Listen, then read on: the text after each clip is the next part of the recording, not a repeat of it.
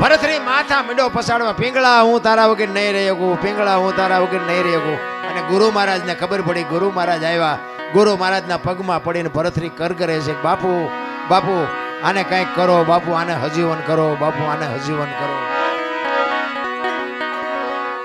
ગુરુ મહારાજ કે આ તમે જ ઊભું કર્યું છે ને હવે તમે મને કહો છો ઊભો કરો આને, આ કરવાની જરૂર શું હતી? ઈ કે બાપુ તમારા પગ પકડું, મારી ભૂલ થઈ જાય, મારું આમ થઈ ગયું, મારું આમ થઈ ગયું. ઈ કે ભાઈ મરેલા જીવતા થાય તો માણાની આ લાઈનો લાગે, મારી એવી થોડી તાકાત હોય કે મરેલા હું જીવતા કરી શકું. એમ કરતા કરતા શમશાન યાત્રા તૈયાર થઈ અને માણસો બધા શમશાને જવા માંડ્યા. શમશાન યાત્રા હાલીને બાપુ ભરતરી વાંહે ગાંડો પાગલ થઈ ગયો. ગુરુ મહારાજની આંખમાં આહુડા મીડ્યા પડવા કે હવે આ ભરતરીને મારે કેમ કાબુ કરવો. ઈ કે પાગલ થઈ જાય ને તો